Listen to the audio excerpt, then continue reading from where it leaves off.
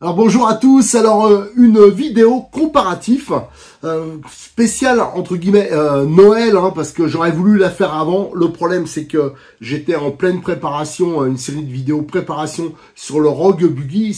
Comme j'ai voulu vraiment rentrer dans les détails, c'était un boulot monstre. Je crois que des fois il y en a qui s'en rendent pas compte le taf que c'est. Donc voilà, je peux vous faire enfin le comparatif qui m'a été beaucoup demandé entre le NXT RTR et le Rogue Buggy. On va voir qu'il y a des différences de prix, d'équipement, d'utilisation. Enfin, c'est quand même si c'est la même catégorie, c'est des 1/8 Buggy Brushless, vous allez voir que le coût d'utilisation, les performances aussi de boîte ne seront pas le même, l'entretien, enfin il y a plein de choses qui changent, et le choix il est pas facile. Le choix de toute façon, en fin de compte, ça va être en grande partie une question de budget. Alors j'ai les deux voitures devant moi, donc celle-ci j'ai demandé que Cyril me prête un NXT RTR de boîte, qu'on puisse comparer, parce que notre RTR à nous il a été pas mal modifié, c'est celui qui vous a servi, qui a servi à faire toutes les vidéos d'amélioration. Franchement, si vous avez un NXT, vous serez jamais perdu si vous regardez nos vidéos. Ça fait des années qu'on roule dessus. Je pense que quand même, ou alors ils sont de mauvaise foi, ceux qui roulent avec moi, ils peuvent témoigner que je sais pas s'il y en a qui m'ont vu casser avec. Et ça roule plutôt bien, parce que quand il y a les matchs, les crêpes à gagner au domaine Bois de Rose ou ailleurs et qu'on fait les arsouilles, généralement le NXT, il est quand même bien placé, enfin non, et je le prête facilement, donc il y en a plein qui ont pu tester, voir qu'il marchait super bien, sauf qu'il faut, comme toutes les bagnoles, à des niveaux variables, mais en bossant dessus un peu, vous pouvez avoir une voiture qui soit à la fois fiable, durable. Moi, ça fait des années, le RTR, c'était les toutes premières versions, et on l'a toujours, maintenant il est en version à plat, enfin... Moi, franchement, c'est une voiture que j'aime beaucoup, et j'en ai eu des caisses, j'ai eu du X-Ray, j'ai eu du Kyosho, j'ai eu du Mugen, tout ça. Moi, c'est celle qui coûte le moins cher. Alors, je sais qu'il y en a qui vont dire, les Noah se bouffent vite et compagnie. Mais les gars, c'est des champions du monde, quoi. Ils roulent super vite, parce que moi, il a fallu quand même un moment avant que ça se bouffe, et quand on voit le coût du remplacement, même de mettre les options, et après, la solidité des options, des Noah options, moi, le coût, il est vraiment, mais plus que raisonnable. Et on va le comparer, donc, au Rogue Buggy, et voilà, c'est ça qui m'a fait prendre du retard, c'est que je vous faisais la préparation. Donc là, c'est pas tout à fait le Rogue de boîte, c'est le Rogue qu'on va engager en course. Donc en fin de compte, c'est deux voitures qu'on peut engager en course. Alors si vous vous intéressez au Rogue Buggy, je vous invite à regarder toutes les vidéos que j'ai fait, et dessus, je donne l'explication des différentes versions que je vais faire pour ce Rogue Buggy. Allez, j'ai les deux voitures avec moi, on va les placer devant, et on va commencer à comparer que ce soit l'équipement, la taille des pièces, le poids. Ça, par exemple, le poids, c'est un paramètre hyper important. Mais aussi, on va le comparer sur la base des versions complètes. Ça veut dire, Hobbytech, qui propose des versions avec chargeur et batterie qui sont, je trouve, très intéressantes. Donc, on va voir que là aussi, il y a une méga différence. Allez, on regarde ça tout de suite. Allez, j'ai mis les deux bolides devant moi. Alors déjà, on va parler un peu look. Alors c'est BT Design, je crois, qui fait les carrosseries. On reconnaît un peu le style de la déco. Elles sont toujours, moi je trouve, là c'est à titre personnel, je trouve que chez Hobbytech, ça assure pas mal au niveau des carrosseries. Et il y a toujours du choix. Actuellement pour le NXT, il y a 4 couleurs. Et pour le Rogue, qui est plus récent, il y en a 2, mais je pense qu'il y en aura d'autres après. Alors, là, on a une carrosserie typée vraiment Buggy 1/8, donc on voit qu'elle est bien large. Et tandis que là, sur le Rogue Buggy, on a une carrosserie beaucoup plus étroite. Ça rappelle un peu, pour ceux qui ont connu, les Cobra 811 un peu, voilà, ou les tout premiers Techno. Donc c'est beaucoup plus étroit parce que l'électronique elle prend moins de place, ainsi que la batterie. On voit aussi une chose, c'est que l'aileron, il est placé beaucoup plus bas que sur un Buggy 1/8, je vais dire, traditionnel. Par contre, l'aileron, c'est le même, c'est celui du NXT, sauf que là, alors je sais pas si ça va changer sur les NXT aussi, la matière est beaucoup plus souple. Alors peut-être que celui-là aussi, c'est parce que normalement, il est consacré 100% au loisir. Mais voilà, c'est les mêmes ailerons, c'est plutôt une bonne chose, que je trouve ces ailerons plutôt pas mal. Pour les pneus, pareil, c'est les mêmes. Alors ça aussi c'est une bonne chose parce que ce pneu qui est, je trouve, trop snobé, trop oublié, il offre un très bon rapport qualité-prix et il est polyvalent. Alors pour du loisir, je trouve ça très bien. Moi perso, c'est celui que j'utilise maintenant le plus, hein, même si j'ai encore, il me reste des pneus typés compétition. Mais moi au moins, voilà, celui-là je suis sûr que ça marchera à peu près. C'est jamais le top. Mais au moins, ça coûte pas cher, c'est résistant, hein, c'est des gros crampons. Donc voilà, ça je trouve que c'est un bon point.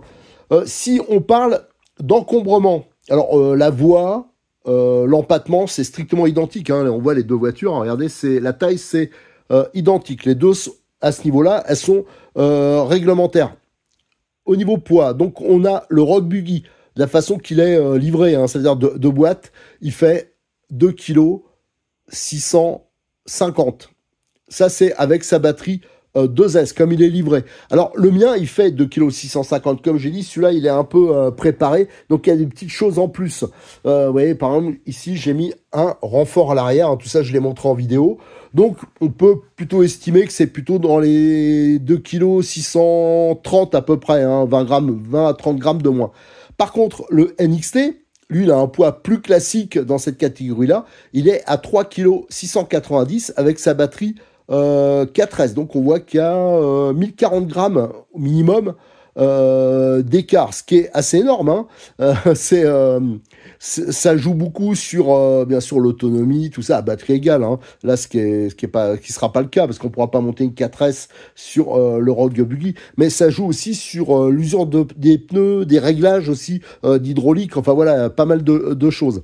Donc, la grosse différence donc en cette deux voitures, hein, c'est surtout cette histoire de poids qui est énorme, hein, qui est vraiment importante.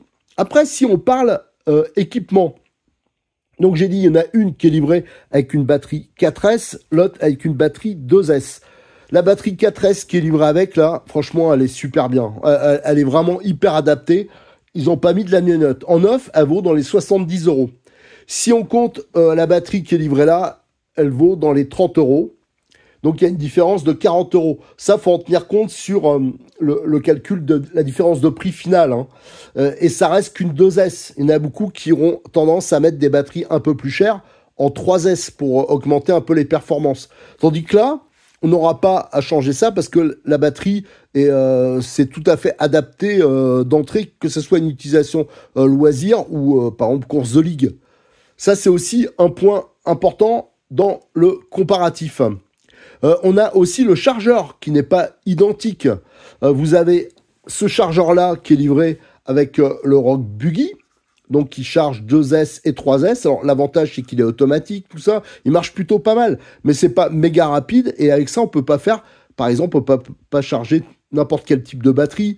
On peut pas, par exemple, faire du stockage de batterie. Voilà. Donc ça, c'est un chargeur qui vaut 20 €. Voilà, à prendre en compte. Avec le NXT, vous avez par contre un multi-100. Ça, c'est vraiment un excellent chargeur. C'est quand on me pose la question, qu'est-ce que je pourrais acheter comme chargeur? Moi, je dis toujours, prends un multi-100. Ça vaut 60 €. Pour 60 €, tu as un très bon chargeur qui charge rapidement, tout ça, qui est performant, qui charge tout, surtout. Et en plus, qui permet de faire les modes stockage, tout ça, qui sont vraiment importants. Ça, j'insiste dessus. Donc, ouais, c'est sûr qu'il y a là, il y a une différence de 40 €. Hein, il y en a un qui vaut 20, l'autre 60 €. Donc, ça justifie en partie la différence de prix entre ces deux voitures. Hein, si vous calculez, là, déjà, entre les batteries, on a une différence, et le chargeur, on a une différence de 80 €. Et si vous prenez un NXT en arrondissant le prix, hein, ça vaut en complet 500 € et le Rock Buggy vaut 280 €. On a donc au total une différence de 220 € et dedans, hein, cette différence de 220 €, faut prendre en compte notamment cette histoire de batterie et cette histoire de chargeur. Voilà, c'est pour ça qu'il faut bien cogiter quand vous faites votre achat. Est-ce que c'est valable? Voilà, bon, de toute façon, si on a que 280 €, on n'a pas le budget de toute façon pour acheter un NXT. Mais si on a éventuellement le budget pour acheter le NXT, je trouve quand même que ça vaut vraiment le coup de réfléchir. Est-ce que ça vaut pas, est-ce qu'il n'est pas préférable de prendre un NXT, quitte à qu'il faudra bien sûr faire évoluer au fur et à mesure, et on aura une voiture plus, on va dire, balèze. Voilà, il y aura moins de boulot à faire dessus, je trouve, hein, à mon idée. Mais ça aussi, c'est une histoire d'utilisation. Le NXT, ça ira mieux à un pilote un peu chaud. Même, voilà, faudra quand même qu'il bosse dessus. N'importe quelle voiture, faudra bosser dessus. Tandis qu'un pilote un peu trop chaud, on va dire, avec un Rock Buggy, il risque vraiment d'arriver rapidement à ses limites. Le Rock Buggy, c'est vraiment, je pense, pour des pilotes, entre guillemets, raisonnables. Voilà. Alors, ce qu'on va faire maintenant, c'est qu'on va retirer la carrosserie pour voir vraiment un peu plus encore les détails de conception et les équipements. Allez, on va retirer les carrosseries. Alors, pour la matière, je pense que c'est sensiblement identique. Là, vous remarquerez qu'il y a un nez. Alors, tiens, je vais revenir. Alors, si vous suivez mes vidéos, hein, j'en parle souvent parce que c'est des points importants. Quand je parlais du Rock Buggy, j'avais signalé un très bon point. Si vous matez ici la fixation de la carrosserie, elle est très proche du support. C'est d'ailleurs le cas sur la grande majorité des buggy 1/8. Le défaut, c'est que vous remarquerez que le plot, là, il n'y a plus beaucoup de matière ici. Et c'est pour ça qu'il faut toujours le renforcer en dessous avec du scotch, là, parce que ça a tendance à se fendre là. Et après, c'est là qu'on voit les carrosseries. Même en course, hein, des fois, vous voyez des carrosseries qui se soulèvent. Même chose à l'arrière. Regardez, il y a très peu de matière là, il n'y en a pas assez. C'est pour ça que si vous avez maté mes montages de NXT, à chaque fois, je fais la petite modif pour passer le plot ici et à l'arrière pour l'éloigner du bord, pour faire des trous qui sont bien plus éloignés du bord, ça évite. Alors c'est surtout valable quand on met la carrosserie option par la suite. Voilà, on se dit tiens, je vais me la prendre. La carrosserie qu'il y a sur les RR ou le XR, c'est la même, hein, mais elle est en l'excellente fabriquée en France, elle est vraiment balèze. Et là, on repère ces trous soi-même. Et là, ça permet de les mettre beaucoup plus loin et de garder de la matière. Tiens, d'ailleurs, j'irai chercher le XR tout à l'heure. Et je vous montrerai, hein, pour ceux qui n'ont pas suivi. Et tandis que sur le Rock Buggy, ils ont eu la très bonne idée de mettre le plot très loin des bords. Vous voyez, il y a beaucoup de matière autour. Et à l'arrière, vous voyez, ils l'ont vraiment éloigné du support. Donc là, il y a très peu de chances de déchirer, même si c'est toujours mieux de renforcer avec du scotch. Et voilà, quand je retire la carrosserie ici, on voit bien, hein. Alors, il y a le plot avec la petite mousse. Et c'est vraiment éloigné du bord. Et pareil à l'avant. Donc ça, c'est plutôt un bon point. Alors pour les deux carrosseries, à chaque fois, je le dis, hein, n'oubliez pas de scotcher, voilà, de protéger. Vous voyez, même ici, ça a frotté. Il va falloir que je mette du scotch un peu ici, parce que ça, pour pas que la carrosserie, c'est surtout là au niveau peinture. Mais par contre, celle-là, ben, j'ai fait tous les essais avec. Et regardez, elle est nickel. Il n'y a pas une amorce de cassure. Donc celle-là, il faut faire la même chose à l'intérieur aussi. Voilà, tiens, je vais chercher le XR, je vais vous montrer cette histoire de plot de carrosserie.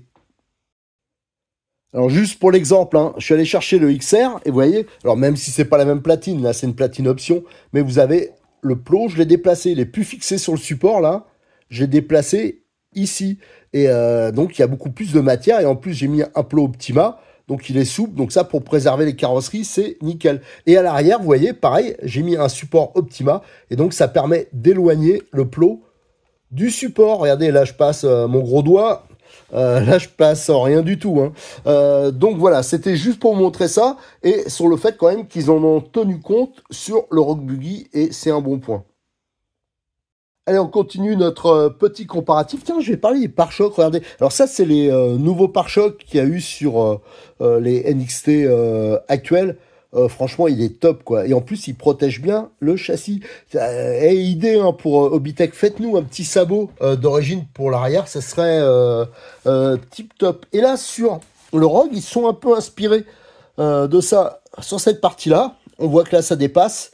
Et ça intègre cette pièce-là. Donc ça protège toute la partie avant. Et c'est assez efficace parce que là, je l'ai changé. L'ancien, je vais le mettre sur la version, je pense, 4.2. Et il était déjà bien râpé. D'ailleurs, dans mes petites modifications, j'ai prévu de faire un petit sursabot qui viendrait ici.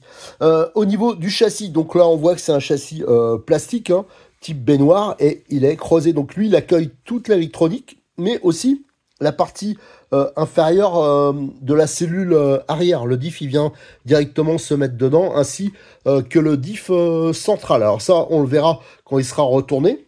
Tandis que là, on a un châssis entièrement en aluminium. Donc là, c'est hyper classique en buggy 1/8 avec des bavettes sur le côté. Et là, vous avez les petites oreilles. Ça, c'est pour le réglage des butées de suspension. Là, vous avez une vis, on y accède de l'autre côté, qui permet de régler la position du triangle par rapport au châssis. Ça, c'est pas possible sur le Rogue Buggy.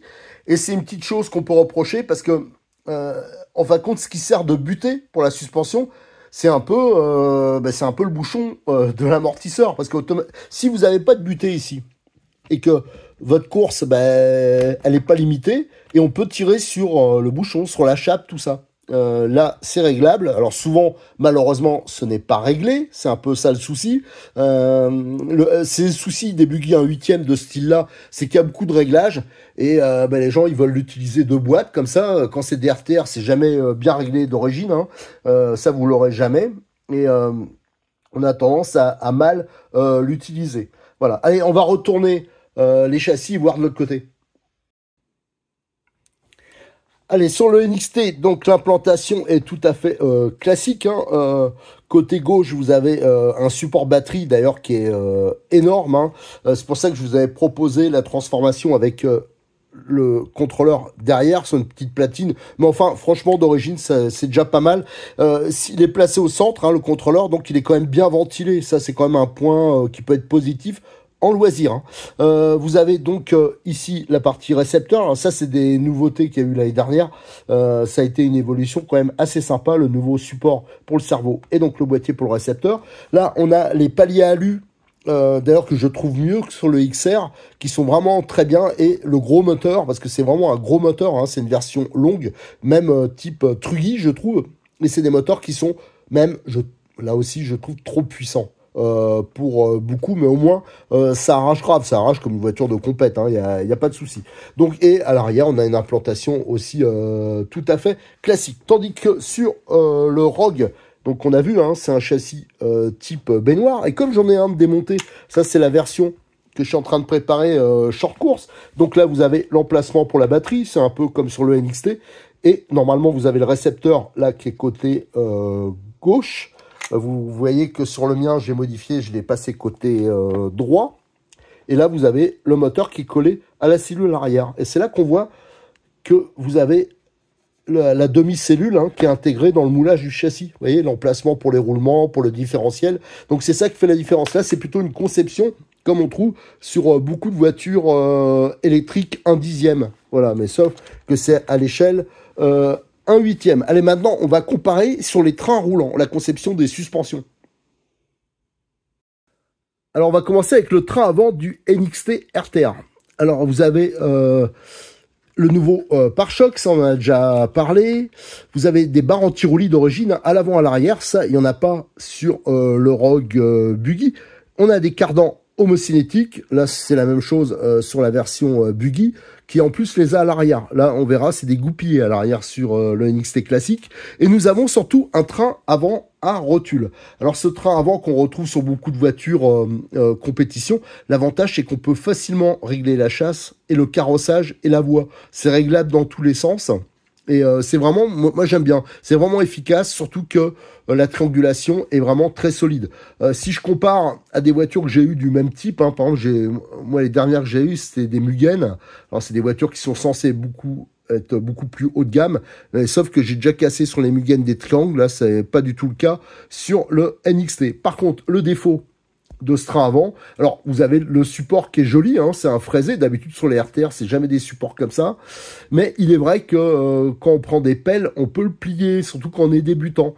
Alors, il y a une version 5 mm. D'ailleurs, je ne sais pas si c'est une version 5 mm, là, ou 4 mm. Je regarderai tout à l'heure. Mais c'est vrai que sur des bons pets, on peut le plier. Alors ça, c'est une pièce à la limite qu'on peut avoir d'avance. Et je pense qu'ils vont le ressortir dans une autre matière. Avant, il y avait une option carbone, mais qui n'existe plus. J'espère qu'ils vont la ressortir. Mais le seul défaut que je verrais de cette boîte, de ce train avant, c'est la cale qu'il y a ici, là. Elle est franchement trop fragile sur des gros chocs. Soit vous aurez jamais de problème avec, soit au premier tour, vous allez le péter. Moi, je vous conseille, quand vous prenez cette voiture, d'inclure d'entrée, alors ça je l'ai déjà dit sur les vidéos, c'est pour ça que je vous invite à aller regarder les vidéos que j'ai fait là-dessus, de préparation du NXT, les préparations de base. Moi je vous conseille de prendre directement le jeu de cale Made in France là, qu'à l'avant qu'à l'arrière avec un serre. Et là, ça bougera plus. Déjà, vous aurez, ça sera beaucoup plus solide, ça sera réglable. Et c'est vraiment un gros plus. Et je crois que ça vaut un peu plus de 30 € le jeu. Ce qui est, ça peut paraître cher, mais en fin de compte, souvent dans beaucoup de marques, pour 30 €, vous avez même pas une seule décale. Donc c'est vraiment intéressant, surtout que c'est Made in France. Au niveau des amortisseurs, franchement, ceux-là, je les trouve vraiment bien. Il faut juste se méfier des bouchons sur des gros pets. Alors moi, ça m'est pas arrivé, mais j'ai vu voilà, des débutants avoir ce souci-là. Ils les ont décapsulés ici. Mais bon, l'avantage, les pièces sont pas chères. Alors pareil, hein, sur les vidéos, je vous avais montré d'attacher. Ça aussi, ça fait partie des préparations de base. D'attacher ici le ressort à la coupelle pour éviter de la perdre. Voilà, mais ça, c'est des préparations tout à fait classiques. Franchement, si vous achetez un NXT, pensez à regarder ces vidéos que j'ai fait de préparation. Souvent, c'est des trucs vraiment basiques, mais qui vous apporteront beaucoup, qui vont vous éviter des soucis et qui vous permettront une utilisation sereine de votre voiture. Donc voilà, les plus, c'est le train avant, les amortisseurs qui sont de très bonne qualité. À savoir que ces amortisseurs, justement, ils vont évoluer. Ils vont mettre, sur les prochaines versions, vous aurez les amortisseurs qu'on trouve sur notre Rogue Buggy, mais avec des ressorts bien sûr différents. Voilà, qu'est-ce que je pouvais dire d'autre? C'est déjà pas mal, hein, voilà, moi je vois rien d'autre. Non, mais franchement, elle est pas mal. Ah oui, ici, les barres d'accouplement, ici, c'est du 3 mm. Et c'est en option 4 mm. Il faut avouer que sur le Rogue Buggy, vous avez les 4 mm d'entrée. C'est un petit plus pour le Rogue Buggy. Allez, on revient à notre train avant, donc du Rogue Buggy. Là, on a un support en plastique. Alors, moi, je pensais pas que ça pourrait casser. Mais il y a Jean-Marc qui a réussi à le péter là. J'avais mis, je crois, les photos. Mais bon, moi, j'ai pas eu de souci à ce niveau-là. Et l'avantage, c'est que la pièce, ça vaut vraiment pas cher. Le carrossage n'est pas réglable. Moi, sur la mienne, je l'ai rajouté. Alors ça, je vous ai fait aussi des vidéos là-dessus pour au moins mettre un réglage neutre. On va y revenir. Les pas inversés pour la direction, c'est du 4 mm. Donc ça, c'est très bien. Et vous avez les cardans homocinétiques. Par contre, il y a assez peu de réglages pour l'ancrage des amortisseurs. Et comme je vous l'avais dit, on ne peut pas régler les butées de suspension. Autre chose, c'est que je trouve que autant à l'arrière, l'accessibilité au différentiel, à la mécanique est facile, à l'avant, c'est un peu plus compliqué. Voilà, il y a un peu plus de travail pour arriver, par exemple, au différentiel. Autre chose aussi, c'est pas un train à rotule, là, c'est un train à étrier. Et là, méfiance, parce qu'on a plus de chances à perdre, par exemple, les vis, là, ou à les arracher sur un gros choc. Moi, clairement, je préfère le train à rotule, même si pour un débutant, on peut plus facilement se planter et faire un peu n'importe quoi avec un train à rotule. Mais là aussi, si vous suivez nos vidéos, vous n'aurez pas de soucis à ce niveau. Maintenant, on va regarder le système de direction. Alors comme je vous le disais, hein, là c'est une barre de 3 sur le NXT d'origine. Sur les XR, c'est du 4, mais on peut sans problème le faire évoluer par la suite. Et sur notre Rogue Buggy, c'est d'origine une barre, en plus avec les dernières rotules, de 4 mm. Le système de direction, c'est un peu le même genre. Hein. Là, on aperçoit, on le voit moins, mais la molette hein, pour le réglage de la dureté du sauve-cerveau. Ici, c'est accessible, c'est en dessous. Voilà. Et vous avez une barre Ackermann avec des points d'ancrage. Il y a 2 points d'ancrage. Donc ça peut faire jouer la géométrie de la direction et on peut jouer sur l'efficacité. Ce qui n'est pas le cas. Il n'y a pas la possibilité avec le Rogue Buggy. Pareil, normalement, ici, on a une barre fixe.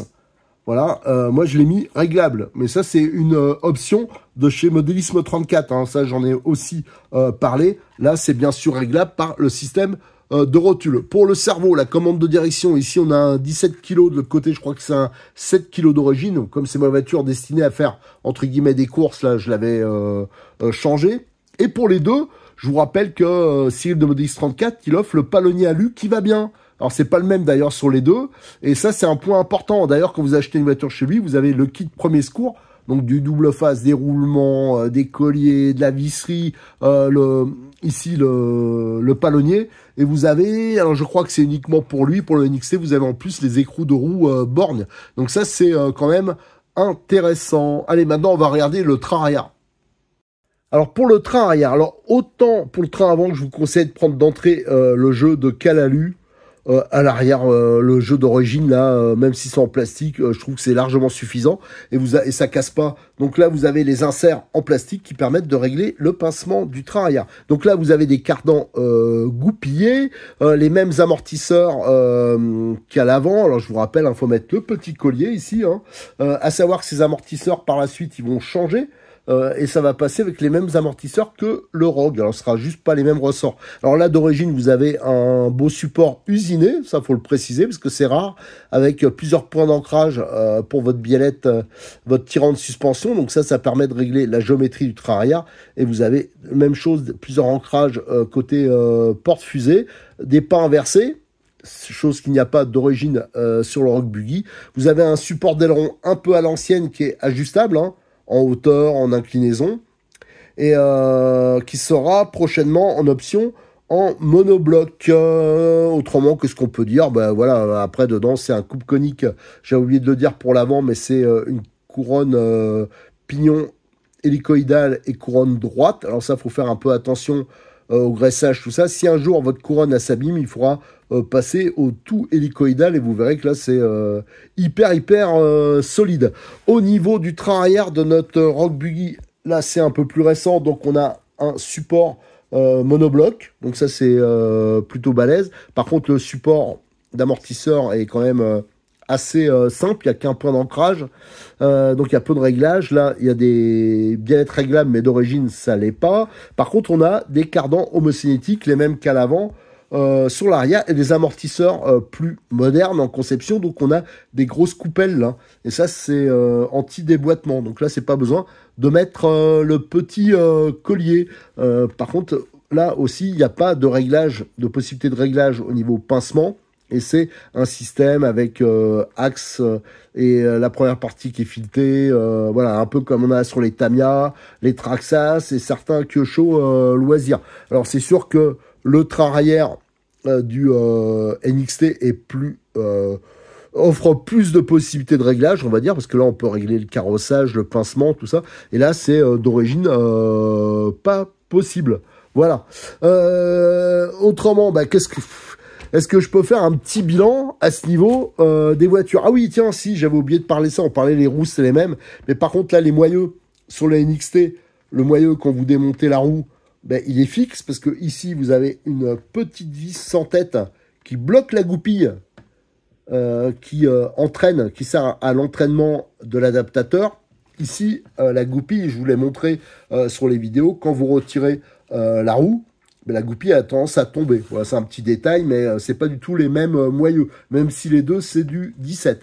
Alors, pour revenir à la question de départ, faut-il choisir un NXT ou un Rogue Buggy? Alors, à chaque fois, c'est une question qu'on me pose énormément, mais je suis toujours très embêté, parce que c'est pas le même prix. Alors, on a vu que la différence de prix se justifie tout à fait. C'est pas tout à fait la même utilisation. Là, par exemple, quand vous avez un NXT, moyennant pas beaucoup de préparation, mais moi, il n'y a aucun problème pour l'inscrire à des courses locales, des courses de ligue. Je veux dire, c'est vraiment une voiture, c'est tiré à la base d'une voiture de compétition. Donc, on peut le faire évoluer, il y a des options, et il y a surtout beaucoup de bidouilles pas chères, ou même qui coûtent rien à faire pour l'améliorer. Ça, je vous ai bien montré. Moi, j'ai vraiment moi, j'aime bien le NXT. Voilà. Bon, je m'en cache pas. J'ai toujours aimé. J'ai eu beaucoup de voitures. J'ai pas d'intérêt spécial à rouler là-dessus. Mais comme j'ai beaucoup de pièces maintenant, que j'en ai plusieurs, j'ai le RR. Bon, le RR, à vrai dire, je l'ai à moitié dépouillé pour prendre des pièces. Mais j'ai l'ancien RTR que j'avais mis en NXT à plat. D'ailleurs, il faut que je rebosse dessus, puisque j'étais en train de bosser sur le Truggy avec amortisseur à plat. Et j'ai le XR, et j'ai un RTR aussi qui nous sert à faire voiture d'initiation. Et moi j'en suis hyper content quand je vois que le XR, j'ai pas fait un seul entretien de l'année, que j'en ai mis plein la gueule. Moi, j'en suis très content. Quant au Rogue Buggy, je dirais qu'il s'adresse plus quand même à celui qui a que son budget, il peut pas dépasser 300 €. et qui veut un buggy 1/8. En buggy 1/8 à 300 €, moi j'en reconnais pas. Surtout qu'ils peuvent évoluer comme lui. Je veux dire, simplement quand vous mettez après une batterie 3S, je peux vous assurer que les performances, ça deviennent vraiment intéressantes. Et cette version-là que je vous ai fait, c'était déjà pour vous montrer le tuto pour le kit visserie de Modélis 34, toutes les petites améliorations qu'on peut faire. Et surtout, j'ai mis une motorisation plus balèze. D'ailleurs, c'est vrai que quand je parlais du poids là, de 2650 grammes, à mon avis, c'est plus 2600, parce que le moteur que j'ai mis, il est un peu plus lourd, ainsi que le contrôleur. C'est vrai que j'avais pas pensé à ça. Mais voilà, mais ça reste comme une voiture. Il faudra, si vous voulez vraiment avoir des performances qui se rapprochent du NXT, il faudra bosser dessus. Voilà, mais sauf que ça vaut 280 €. Et autre chose aussi quand même un peu à l'avantage du Rock Buggy, c'est que quand on utilise des batteries 2S ou 3S, elles coûtent quand même bien moins cher à l'achat que les batteries 4S. Ça aussi, faut en prendre compte. Si on a besoin d'une ou deux batteries d'avance, là, ça coûtera beaucoup moins cher que d'acheter des batteries 4S pour le NXT. Là, on peut avoir à 30-40 € de bonnes batteries. Là, faut taper au moins minimum 70 €. Donc, c'est pas non plus... voilà, faut en tenir compte aussi dans notre choix.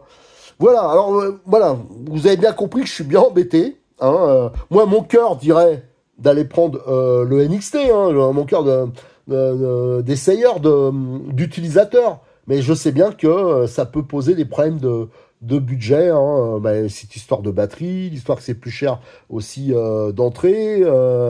Voilà, là, il y a plus d'options aussi, donc on sera un peu plus incité à dépenser. Voilà, j'espère que cette vidéo vous aura été utile. Je vous rappelle que ça soit pour le Rock Buggy, là il y a plein de vidéos déjà qui ont été faites, il y en a qui vont encore arriver, donc on pourra évoluer. N'hésitez pas à poser des questions, hein, venir nous rejoindre sur le forum de RC Mag si vous avez des questions. Et pour le NXT, je vous en parle pas, je suis sûr qu'il y a plus de 100 vidéos déjà qui sont disponibles, il y a plein de tutos, il y a plein de choses. Et cette voiture là d'ailleurs, je en profite pour vous le dire, hein, elle va me servir pour refaire une petite vidéo préparation de base, un petit rappel. Spécial Noël, même si bon, ça va être un peu limite au niveau date. Et cette voiture, après, je la passerai à Cyril. Elle sera dispo avec cette petite préparation au niveau du palonnier, du réglage de la biellette. Hein. Je rappelle, ça c'est très important, comme sur le Rogue d'ailleurs. J'insisterai là-dessus, sur l'attache des coupelles. Enfin voilà, tout ça sera fait d'origine et la voiture elle sera disponible chez Cyril, hein, pour le premier qu'il voudra, au même prix. Hein, il n'y a rien qui va bouger, il n'y aura pas un centime de plus. Allez, à très bientôt sur notre chaîne YouTube, sur le forum de RC Mag, et je remercie encore une fois Cyril de Modélis 34 pour son aide.